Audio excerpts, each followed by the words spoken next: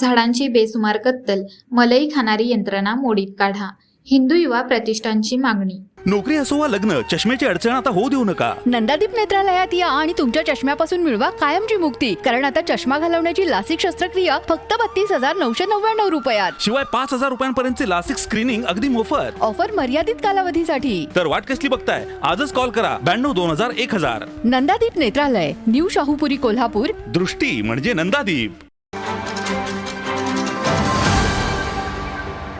कोल्हापूर शहरात सुरू असलेल्या बेसुमारांनी मनमानी वृक्षतोडी विरोधात आज हिंदू युवा प्रतिष्ठानच्या वतीने कोल्हापूर महानगरपालिकेच्या दारात एक अत्यंत अनोखे आणि अभिनव आंदोलन करण्यात आले.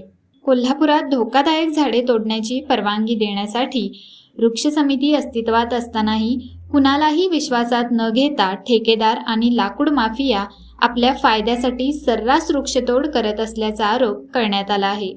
जिथे खरोखर धोकादायक झाडे आहेत तिथे कारवाई न करता आपल्या सोयीची आणि फायद्याची झाडे तोडून लाकडाची परस्पर विल्हेवाट लावली जात आहे. एका बाजूला सामान्य नागरिकांनी न कळत एखादी फांदी तोडल्यास त्याच्यावर दंडात्मक कारवाई करणारी यंत्रणा या लाकूड माफियांसमोर मात्र डोळेझाक करत असल्याचे चित्र आहे. कोल्हापूरला वाळवंट बनवायला निघालेल्या या लोकांवर कुणाचा अंकुश आहे की नाही आणि या मनमानी वृक्षतोडीला कुणाचे पाठबळ आहे असा संतप्त सवाल हिंदू युवा प्रतिष्ठानने उपस्थित केला आहे. कोल्हापूर महानगरपालिकेमध्ये वृक्ष प्राधिकरण आहे आणि त्याची समिती कोल्हापूर शहरामध्ये एखादं धोकादायक झाड असेल, एखादा धोकादायक वृक्ष असेल तर त्या धोकादायक वृक्षासंदर्भात ती समिती महापालिकेला कळवत असे. मग त्या ठिकाणी असणारा ठेकेदार ज्यांना जे झाडं तोडायचे आहेत त्या ठेकेदारानं ते झाड जाऊन संबंधित झाड तोडायचं आहे. परंतु या उलट या ठेकेदाराचं असं काम चालू आहे या कोल्हापूरमध्ये की धोकादायक झाड राहिलं बाजूला किंवा ज्या झाडाच्या संदर्भात कंप्लेंट आली असते ती झाडं राहिली बाजूला, ज्या झाडांच्या बद्दल तक्रार आली असते ते झाड राहिलं बाजूला. या ठेकेदारांनी सरसकट सगळी झाडं तोडून फांद्या न तोडता बुंद्यापासून झाडं तोडण्याची अनेक उदाहरणं आहेत. अनेक ठिकाणी तर आता झाडांना कट मारून ठेवलेला आहे की भविष्यात काही दिवसामध्ये ती झाडं तोडली जाणार आहेत. आता महापालिकेचे पदाधिकारी म्हणतात की त्यांना आम्ही ब्लॅकलिस्ट केले, अमुक केले, तमुक केले. मग त्याला जर ब्लॅकलिस्ट केलं असेल तर प्राधिकरण करतंय काय? कारण त्यांच्याकडे ती झाडाची तक्रार केल्याशिवाय ते झाड तोडलं जातं कसं, हा आमचा प्रश्न आहे. एका बाजूला कोल्हापूर शहराचं वातावरण, तापमान वाढत आहे. गेल्या उन्हाळ्यात तर अक्षरशः मागच्या परवाच्या उन्हाळ्यामध्ये 40च्या पर्यंत पारा गेला होता.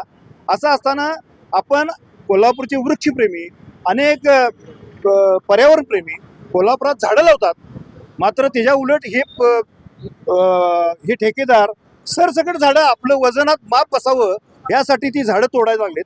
आणि हे तोडून काही वखारींमध्ये ही झाडं आहेत, आम्हाला त्या वखारी सुद्धा माहीत आहेत.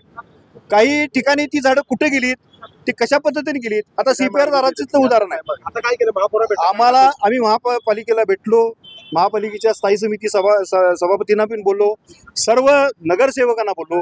या संदर्भातल्या आजच्या असणाऱ्या सर्वसाधारण सभेमध्ये आपण हा विषय लावून धरावा आणि हरित कोल्हापूर म्हणून आमची जी संकल्पना आहे ती हरित कोल्हापूर ही संकल्पना आपण राबवावी. आणि अशा पद्धतीनं हा ठेकेदार जर का मनमानी करत असेल तर त्याच्यावरती कडक कारवाई व्हावी आणि त्याच्यावरती फौजदारीसारखा गुन्हा दाखल व्हावा. त्याच्या पाठीशी असणारा पाठीरेखा कोण आहे? तो एवढा बेमूर्तखोरपणे ऐकत नाही कुणाचं. महापालिकेचं जर ऐकत नसेल असा ठेकेदार तर त्याच्या पाठीमागे असणारी शक्ती कोण आहे याचा पण महापालिकेनं शोध घेतला पाहिजे. आजच्या या आंदोलनात कार्यकर्त्यांनी प्रतिकात्मक स्वरूपात रक्ताळलेले आणि कत्तल केलेल्या झाडांचे मृतदेह महापालिकेच्या दारात दाखवून प्रशासनाचा तीव्र निषेध नोंदवला. यावेळी संबंधित ठेकेदाराची चौकशी करून त्याचा ठेका रद्द करावा आणि त्यांच्यावर गुन्हे दाखल करण्यात यावेत अशी ठाम मागणी महापालिका प्रशासनाकडे करण्यात आली. या आंदोलनात राजेंद्र सूर्यवंशी, श्रीकांत भोसले, दीपक पटकर, संजय इंगवले, श्रीकांत कदम, संजय मांगोकर, सुनील वळवी, प्राध्यापक SP चौगुले यांच्यासह अनेक कार्यकर्ते सहभागी झाले होते.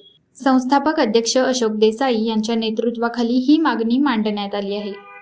आता या अनोख्या आंदोलनानंतर तरी महापालिका प्रशासन या ठेकेदारांवर आणि लाकूड माफियांवर काही कडक कारवाई करणार का हे पाहणे महत्त्वाचे ठरेल. माझा महाराष्ट्र न्यूज कोल्हापूर. ताज्या घडामोडी पाहण्यासाठी माझा महाराष्ट्र न्यूजला आजच सबस्क्राईब करा.